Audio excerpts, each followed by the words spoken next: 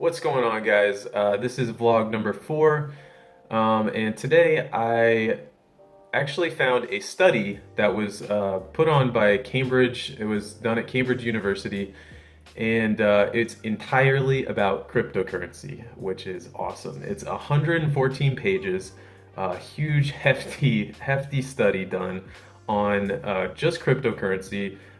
They go into extreme detail of just outlining all this data and analytics about literally everything involving cryptocurrency. So, wallets that are being used, payment services, mining, they just go into everything. It's incredible.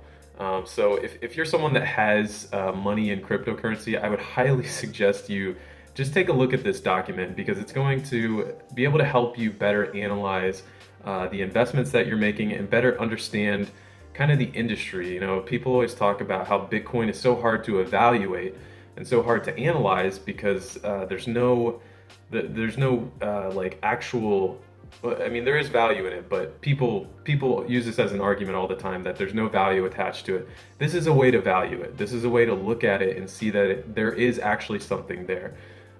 So it's an incredibly interesting read, and I would highly suggest you guys check it out. I'm going to put a link down in the description box of the study itself. But these are some of the bullet points that I pulled out and some of the more interesting things that I found. I just wanted to share that with you guys. So the first thing I pulled out was that only 1,876 people are actually working in the cryptocurrency space. And this is an incredible number. This is extremely low. So if you're one of those people that thought we were in a cryptocurrency bubble, um, this is like so far. Like check back in like 5 years, this number is going to be just way higher than 1,800 people. That's minuscule. And they basically make the point that this is still a virgin industry. We're still in the infancy stages. We're just getting started. 1,800 people, that is not a lot. So the next point I took is that between 5.8 million and 11.5 million people are actually using wallets or have active wallets. And I think I mean, that in itself is a very small number if you think about it. But you can even take that number and divide it by like 10 or 20. Because I know for me personally, I have my cryptocurrency spread out among like, 10 or 20 different wallets. So, this, even though this is the number of active wallets, each individual person has about 10 or 20. It's so easy to make one. You just go onto a website, and click a button and you have a wallet. It's really easy. So I think that number is even smaller than 5.8 million to 11.5 million. Third point I took was cryptocurrencies are not primarily being used as a medium of exchange for daily purposes, and I think that this one was kind of obvious. Right now, it's not primarily being used as a way of payment for like groceries or coffee or things like that. Primarily because of the volatility. I mean, if you think about it, if you go to the coffee shop and buy a cup of coffee for $5 today, and next year Bitcoin is worth $20,000 of Bitcoin, that's a really expensive coffee that you just bought 1 year ago. So it doesn't surprise me that people aren't using it as a method of payment right now, because we're still in the price discovery stage. Bitcoin hasn't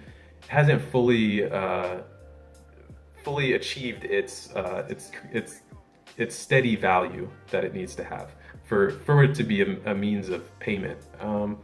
So I thought that was interesting. They also said that the reason that it's not being used as payment is because there's a lack of a closed loop economy with cryptocurrency, which just means that people aren't getting paid in cryptocurrency, right? Like if I'm getting paid in Bitcoin, it makes a lot more sense for me to go out and buy things in Bitcoin. But when I get paid in fiat currency and then I'm buying Bitcoin, I'm looking at that as an investment, not necessarily as a means for me to pay my bills or to buy groceries. So they're saying that maybe as soon as people start getting paid in this stuff in cryptocurrency, that they'll start using it as a means of buying things. Next point, sector's biggest challenge is maintaining relationships with banking institutions and payment networks. And I thought this was funny, I guess.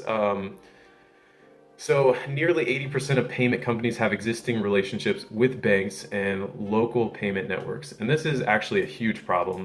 The whole point of cryptocurrency is that so we can get away from these big banks and these payment networks. So the fact that there's cryptocurrency payment networks are 80% tied to banks and other industries like that. I see that as a huge problem. It's understandable right now because, like exactly what I was just talking about, we're not getting paid in cryptocurrency. Um, it, Places aren't accepting cryptocurrency as payments. But I think as soon as we start seeing businesses accept payments in Bitcoin and Litecoin and Ethereum and stuff like that, that this number will drop. But ideally, you want to see this number going down. You don't want to see a reliance on big banks. That totally defeats the purpose of cryptocurrency as a whole. Hopefully that number goes down.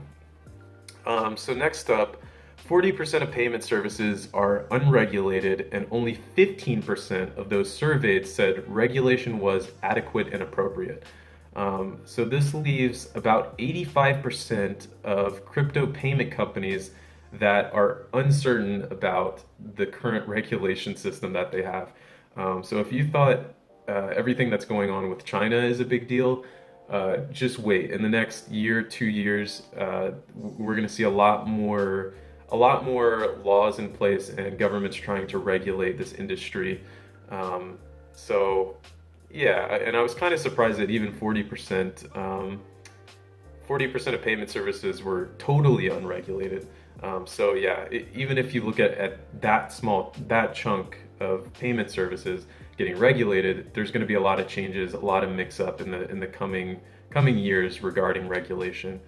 So next up, 58% of large mining pools are located in China. I just thought this was interesting. A little bit of a monopoly there. People always talk about like 51% attacks and things like that, and how the whole point of decentralization is to have things decentralized and not in one specific location. So I just kind of thought it was interesting that 58% of mining pools are in China. Just interesting. So next bullet, many miners are worried about government regulation. However, they cite scaling transactions as a major concern. So a lot of miners aren't too worried about government regulation. There was something in there how they didn't want to be taxed as with VAT, but they're not too worried about that. They're not too worried about the government stepping in and saying like people can't mine, because that just seems kind of silly. But again, their biggest concern is the scalability of transactions and the transaction fees that are taking place with Bitcoin, which, as we know, is a huge deal. So that's everything that I kind of took from that study. Hopefully, you guys are interested enough to go take a look at it now. I highly recommend you read through the whole thing. I'm actually going to go back and kind of read through it again, because I just very briefly skimmed through it and kind of took the big picture items. Again, I'm going to put a link down in the description box of that study that was done at Cambridge.